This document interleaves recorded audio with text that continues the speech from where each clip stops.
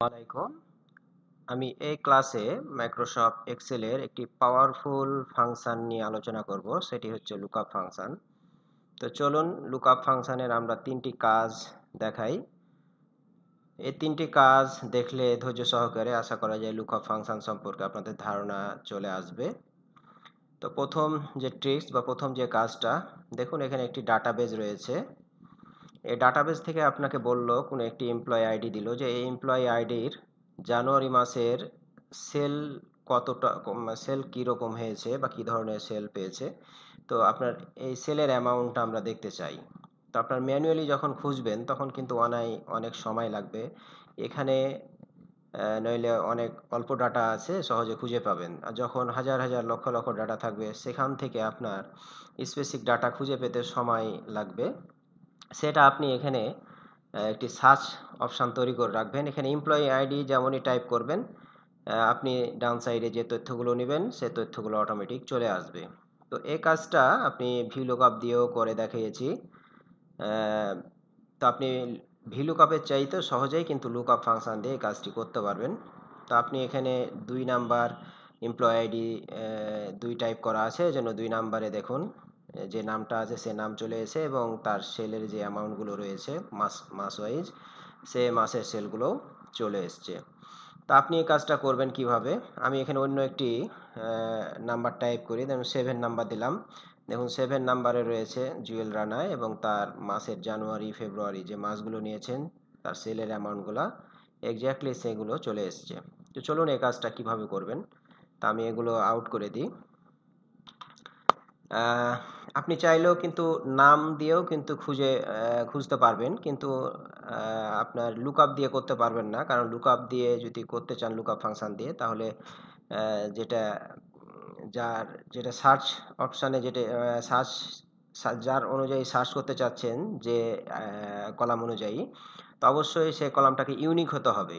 তাহলে আপনি যদি নাম দিয়ে খুঁজেন, তাহলে যেহেতু এমপ্লয়ি একের অধিক নাম হতে পারে, সেক্ষেত্রে আপনি লুকআপ ফাংশন দিয়ে করতে সমস্যা হবে। সেটা অন্য ফাংশন দিয়ে করা যাবে, যেমন ভিলুকআপ, ডিগেট দিয়েও অবশ্যই ইউনিক ভ্যালু হতে হয়, ইউনিক কলাম হতে হবে।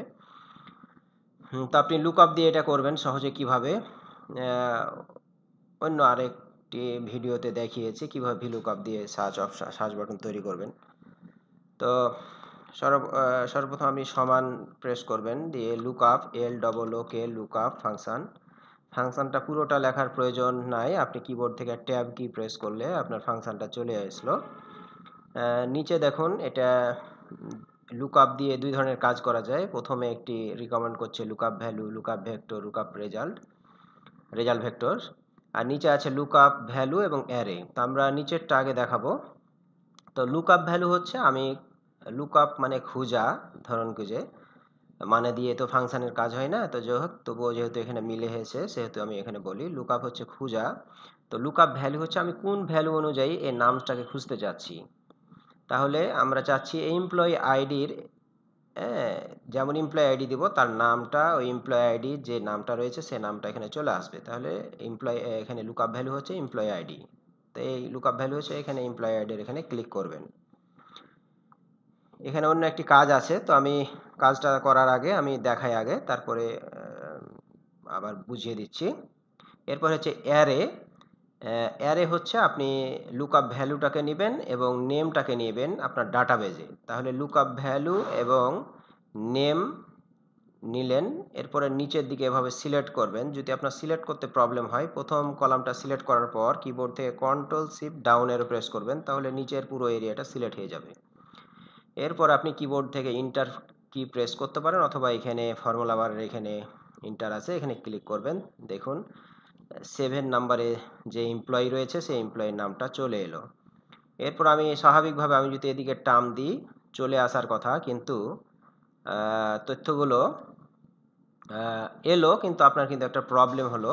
এই প্রবলেমটা এখন হয়তো বুঝতে পারছেন না, কিন্তু আমি যখন এখানে ক্লিক করছি দেখুন আপনার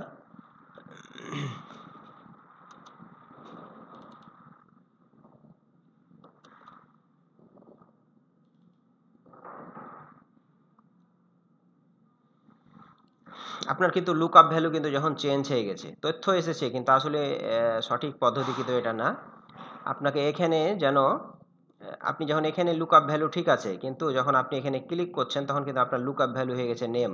তথ্য চলে এসেছে কিন্তু আপনার এই প্রবলেমটা সমস্যার মধ্যে পড়বেন যখন দ্রুত সার্চ করবেন তখন কিন্তু সমস্যার মধ্যে পড়বেন। এজন্য লুকআপ ভ্যালুটাকে আপনাকে লক রাখতে হবে সাইডে সরালে। হ্যাঁ, তো লুকআপ ভ্যালু যদি লক রাখেন তাহলে প্রথমে লুকআপ ভ্যালুটাকে এখানে লক করতে চাইলে প্রথমেই লক করতে পারতেন এবং পরে লক করলে সিলেক্ট করবেন, সিলেক্ট করার পর F4 প্রেস করবেন তাহলে লক হয়ে যাবে।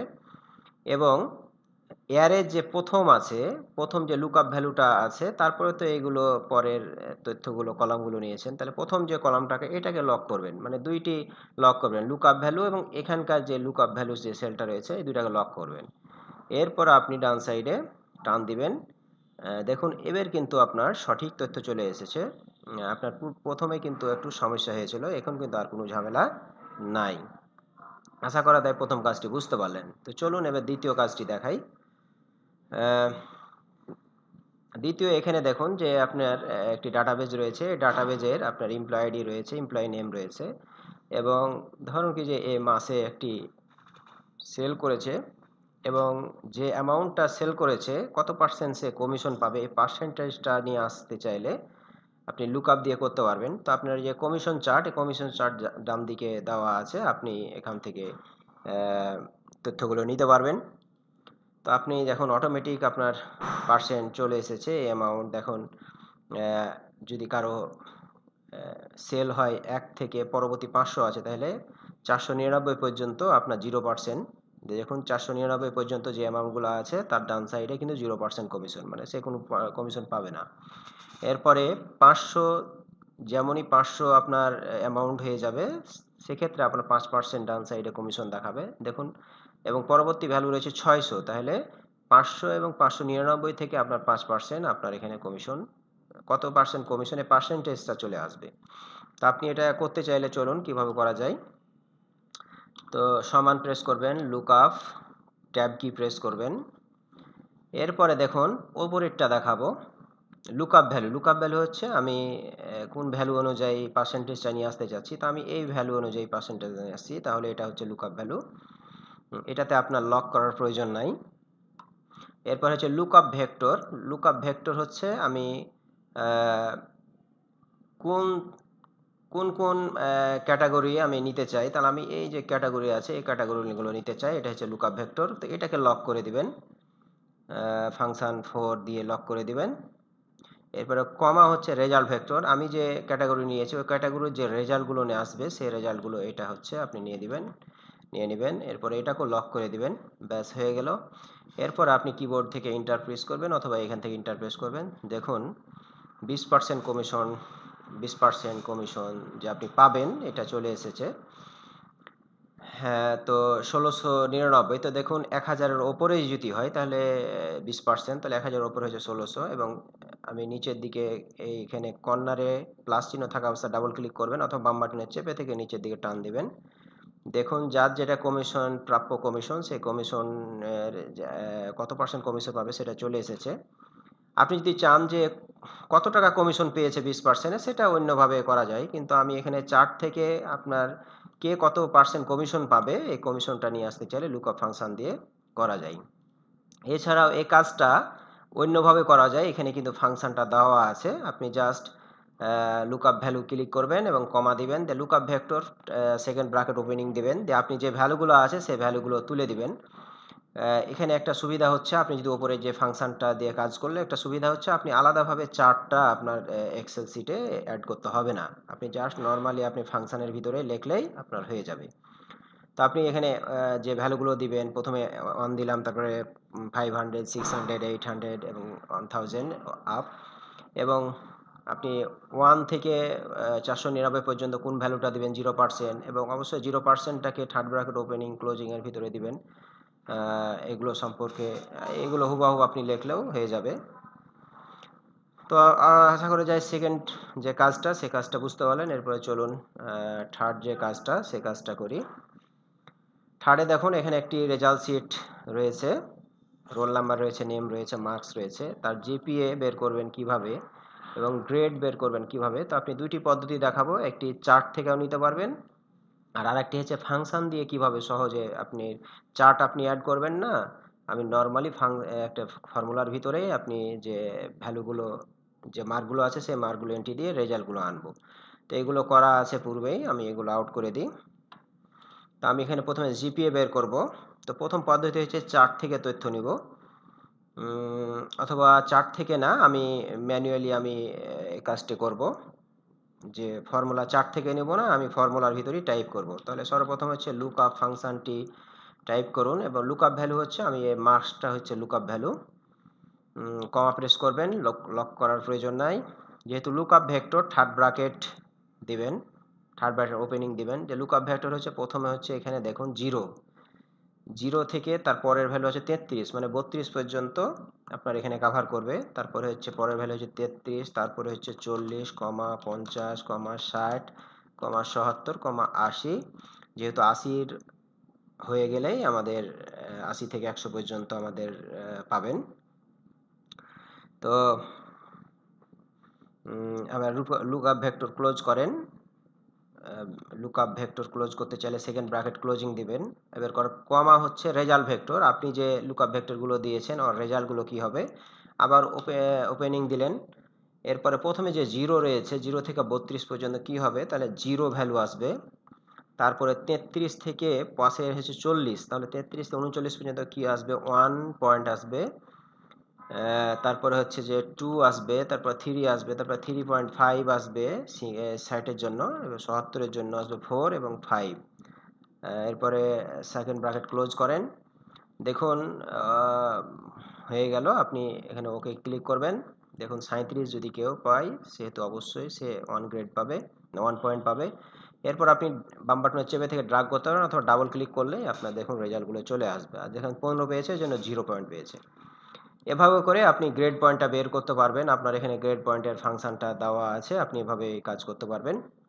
এরপর আপনি গ্রেডিংটা বের করা দেখাবো, আপনার এই চার্ট থেকে কিভাবে নেবেন।